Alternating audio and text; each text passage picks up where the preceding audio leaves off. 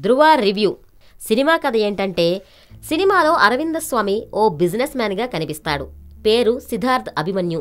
పేరుకు business man అయినా అతడు చేసేవన్నీ చట్టవిరుద్ధమైన వ్యాపారాలే. బయటి ప్రపంచానికి మామూలు వ్యక్తిగా కనిపిస్తూనే వ్యవస్థను తన చేతుల్లోకి తీసుకుని గుట్టు చప్పుడు కాకుండా అక్రమ వ్యాపారాలు నడిపిస్తుంటాడు. దీంతో అరవిందస్వామి బిజినెస్ మ్యాన్గా కాదు, ఓ గ్యాంగ్స్టర్ అన్న విషయం ఎవరూ పసిగట్టలేకపోతారు. అదే సమయంలో ఓ యంగ్ పోలీస్ ఆఫీసర్ సీన్లోకి ఎంట్రీ ఇస్తాడు. అతడే mega power star Ram Charan Teja.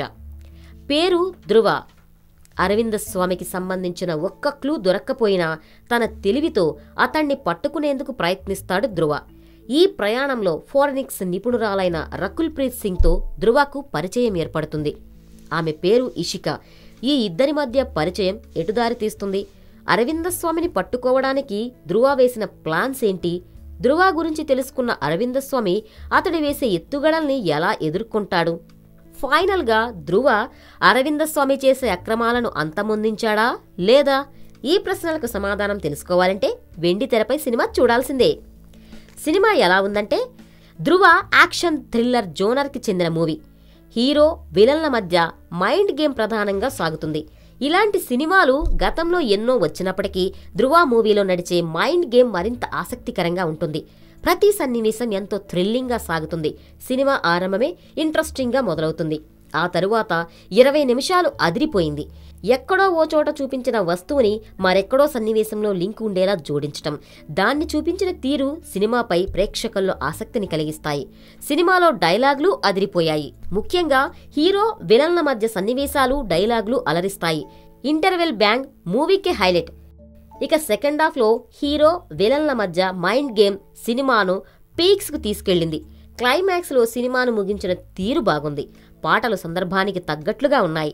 Action episodes బాగున్నాయి. ఇక థ్రిల్లర్ మూవీలో కామెడీ అవసరం లేకపోయినా సగటు ప్రేక్షకుడిని దృష్టిలో ఉంచుకుని కొన్ని కామెడీ సీన్లు పెట్టారు. అయితే ఒక్క కామెడీ సీన్ కూడా పేలలేదు. పైగా బోర్ కొట్టిస్తాయి.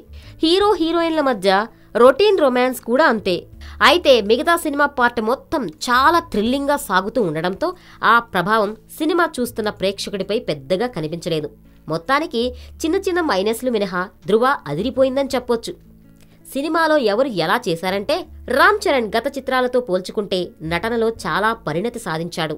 ధృవ లాంటి యంగ్ పోలీస్ ఆఫీసర్ పాత్ర కోసం చరణ్ పడ్డ కష్టమంతా తెరపై కనిపిస్తుంది.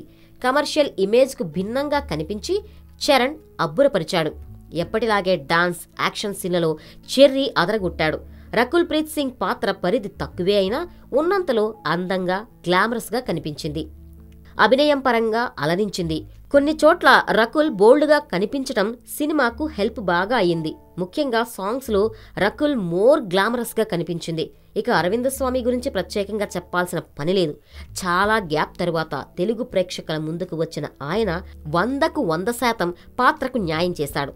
సినిమా చూశాక ఆయన తప్ప ఆ పాత్రను మరెవ్వరూ చేయలేరనిపిస్తుంది. అంతలా పాత్రలో ఒదిగిపోయాడు అరవిందస్వామి.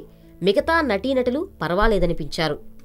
సాంకేతికత విషయానికొస్తే పిఎస్ వినోద్ అందించిన సినిమాటోగ్రఫీ బాగుంది. అతని కెమెరా పనితనాన్ని మెచ్చుకోక ఉండలేం. హిపాప్ అందించిన పాటలు ఇప్పటికే హిట్ అయ్యాయి. తెరపై అవి ఇంకా సూపర్గా కనిపించాయి. నేపథ్య సంగీతం అంతే స్థాయిలో అదరగొట్టాడు. నవీన్ నూలి ఎడిటింగ్ పనితీరు బాగుంది.